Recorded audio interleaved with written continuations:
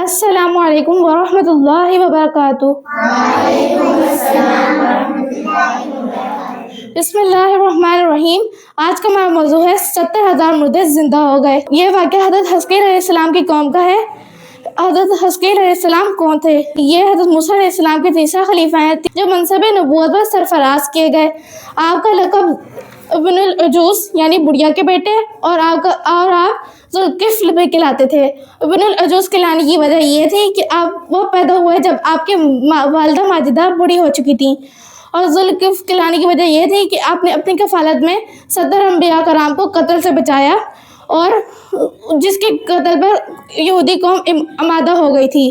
یہ واقعہ بنی اسرائیل کے ایک جماعت حضرت حزقیل علیہ السلام کے شہر میں رہتی تھی، جس شہر میں طاعون کی وبا پھیل گئی تھی۔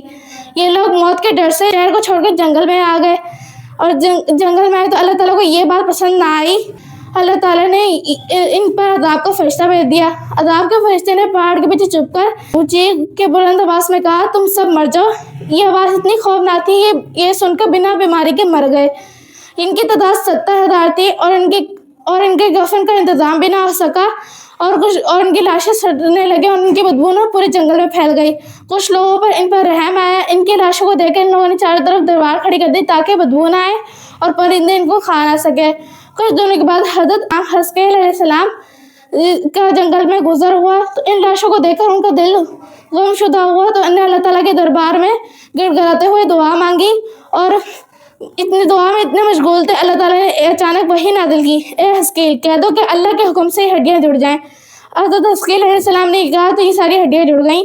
پھر دوسری وحی نازل ہوئی، اے حزقیل کہہ دو کہ اللہ کے حکم سے ان ہڈیوں پر گوشت آ جائے۔ یہ حضرت حزقیل علیہ السلام نے کہا تو یہ ساری ہڈیوں پر گوشت آ گیا۔ اور تیسری وحی نازل ہوئی، اے حزقیل اللہ کے حکم سے کر دو یہ سارے مردے یہ زندہ ہو جائیں۔ اور یہ کہتے ہیں نا یہ سارے مردے زندہ ہو گئے، اور یہ کہتے ہیں وہ زندہ ہوئے، سبحانک اللہم وبحمدک لا الہ الا انت۔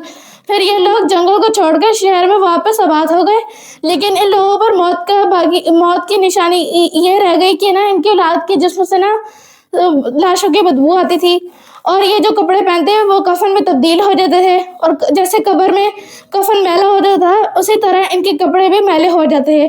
اس واقعے کا ذکر قرآن مجید میں ایسے آیا ہے، أَلَمْ تَرَ إِلَى الَّذِينَ خَرَجُوا مِن دِيَارِهِمْ وَهُمْ أُلُوفٌ حَذَرَ الْمَوْتِ فَقَالَ لَهُمُ اللَّهُ مُوتُوا ثُمَّ أَحْيَاهُمْ إِنَّ اللَّهَ لَذُو فَضْلٍ عَلَى النَّاسِ وَلَكِنَّ أَكْثَرَ النَّاسِ لَا يَشْكُرُونَ۔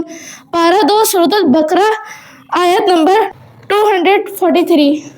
ترجمہ کنز ایمان۔